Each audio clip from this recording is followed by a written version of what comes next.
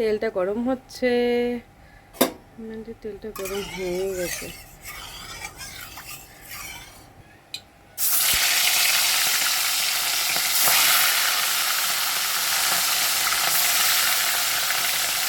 আমি এই 5 পিস মাছের মধ্যে আমি দিচ্ছি, এটার মধ্যে আছে লঙ্কা, 4-5 কোয়া রসুন, সামান্য একটু আদা, টমেটো একটা, আর জিরে গুঁড়ো, ধনে গুঁড়ো আর লঙ্কা গুঁড়ো দিয়ে একটা পিউরি বানিয়ে রেখেছি।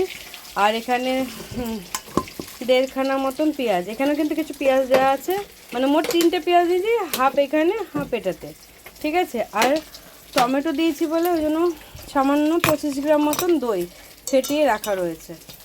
তো মাছ ভাজাটা চলছে, মাছ ভাজাটা হয়ে নিক তারপরে দেখাচ্ছি। মাছ ভাজাটা হয়ে গেছে, এরপরে পেঁয়াজগুলো দিয়ে দিলাম। অ্যাকচুয়ালি এর মধ্যে তেজপাতা দেওয়া যায়, কিন্তু আমার মা তেজপাতাটা পছন্দ করে না বলে আমি দিচ্ছি না। এর মধ্যে এখন একটু দিয়ে দেবো চিনি আর নুন, সামান্য একটু চিনি দিলাম, এই সামান্য একটু নুন দিলাম, আর এই চিনিটা এতটা পরিমাণে দিয়ে দিলাম, 1 চামচ বলতে গেলে, 1 চামচ এর একটুখানি, একটু মিষ্টি ঝাল এরকম টাইপের আমি বানাই, মানে টক মিষ্টি ঝাল এরকম টাইপের করে আমি বানাই। আর সামান্য একটু চিনি দিয়ে নুন দিলাম, কেন কি পেঁয়াজটা তাড়াতাড়ি মেল্ট হয়ে যাবে, ভাজাটা তাহলে তাড়াতাড়ি ভালো হবে। পেঁয়াজটা জাস্ট এরকম করে হালকা মেল্ট হয়েছে, দেখতে পাচ্ছ তোমরা। এরপরে আমি মশলা যেটা বানিয়ে রেখেছি সেটা দিয়ে দেবো। জানি না কতটা কি দেখাতে পারছি গাইস, হালকা যে মশলাটা করে রেখেছি বললাম, এটা দিয়ে দেবো।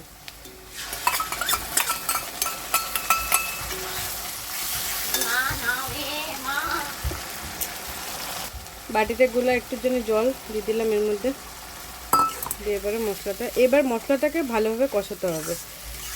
তখন নুন অল্প একটুখানি দিয়েছিলাম, এখন নুনটা পরিমাণ মতো দিয়ে দেবো।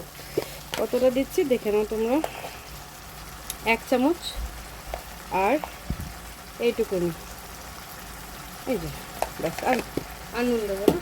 এর মধ্যে দিয়ে দেবো এবার হলুদ গুঁড়ো, কেন কি মশলা বানানোর সময় তখন লঙ্কা, জিরে, ধনে সব কিছু দেওয়া হয়ে গেছিলো, আর কিছু নেই। এবার মশলাটা কষবে, ভালো করে মশলাটাকে কষিয়ে নিতে হবে।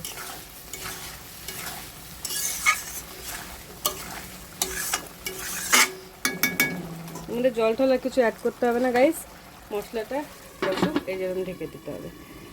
কদ্দূর মশলাটা কষলো এবার দেখা যাক ক্যামেরাটা, দেখতে পাচ্ছ গাইস মশলাটা অনেকটাই কষে এসছে। তেলটা, আমি একটা কথা বলতে ভুলে গেলাম, স্টিম করে মশলাটা কষাবে, বাড়িয়ে দিয়ে কষালে কিন্তু মশলা পুড়ে যাওয়ার চান্স থাকে। মশলাটা আরেকটু কষবে গাইস, আর একটুখানি কষবে, তারপরে আমি দইটা অ্যাড করব। মশলাটা আরেকটু কষবে, স্টিম করে দিয়েছি, এরকম স্টিম করে রান্নাটা করবে, তাহলে মশলাটা পুড়ে যাওয়ার চান্স থাকে। ব্যাস, এই যে হয়ে গেছে। এবার এটার মধ্যে দেখতে পাচ্ছ মশলা প্রায় কষে এসছে। ক্যামেরাটা এবার সেট করে নিই, নাহলে দেখাতে পারবো না।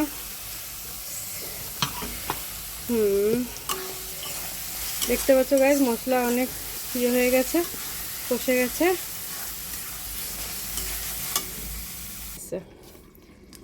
হে ভগবান, রান্নাটা গাইস আমি কিছুই দেখাতে পারিনি, ক্যামেরা অন করতে ভুলে গেছি গাইস, সরি।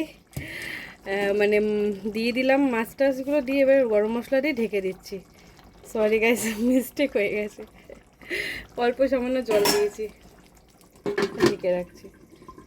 এটা দেখি আমার ঘরের মধ্যে চিল্লামিল্লি হয়, জানেন গাইস, দইটা দিয়ে ফুল হাই মাছটা দেখুন অলমোস্ট হয়ে এসেছে, ফ্লেমটা বাড়িয়ে রেখে দইটা দিয়ে ভালোভাবে নাড়াতে হবে। এই যে এরকম এটাই আমি রেকর্ড করতে বেশি ঝোল হবে না, কিন্তু জল দিয়ে যে ফুটিয়ে নিই এরকম বাস এইটুকুনি।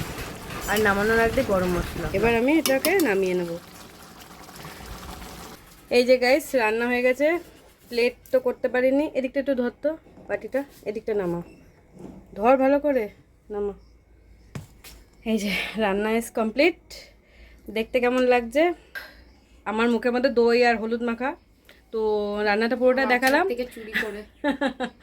আপনারাও ট্রাই করে অবশ্যই খাবেন। কেমন লাগলো অবশ্যই জানাবেন কমেন্টে। টাটা বাই বাই, দেখা হচ্ছে নেক্সট রান্নাতে।